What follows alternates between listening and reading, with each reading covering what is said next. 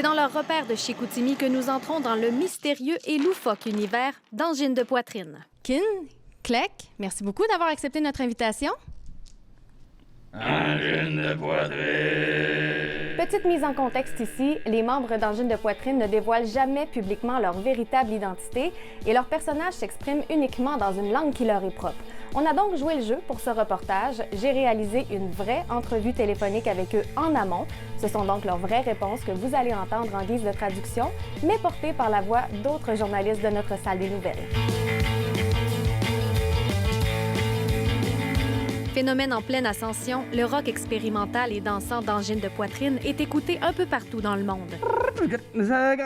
Je pense qu'on savait tous les deux qu'il y avait de quoi de drôle puis de sympathique avec tout ça, mais je pense pas qu'on avait en tête que ça allait grossir aussi rapidement, puis que ça allait être une proposition que les gens allaient apprécier, et même les gens de tout âge.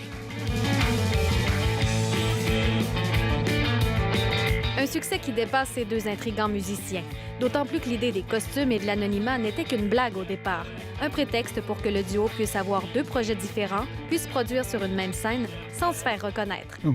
On avait comme un peu lancé à la blague « Hey, on va se déguiser, puis le monde ne saura pas que c'est nous autres. » Grosso modo, c'est un peu parti de cette idée-là.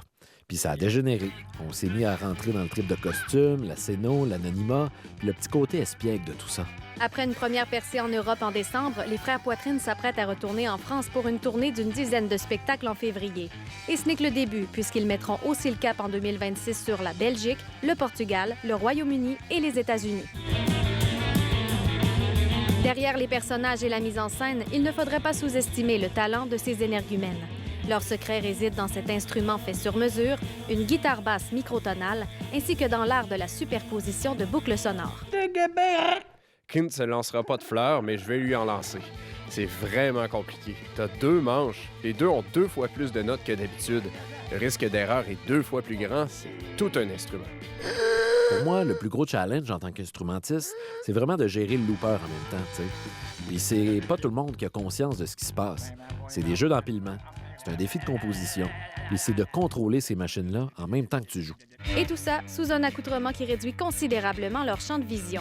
On peut se demander s'ils ont parfois envie de révéler leur identité. Je trouve que c'est un exercice philosophique quand même intéressant.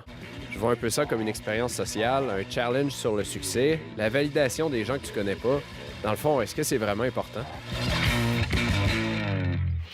Le mystère est donc là pour rester. Quant au deuxième album d'Angine de poitrine, il est attendu ce printemps. À quoi on peut s'attendre pour ce nouvel album? Angine de poitrine.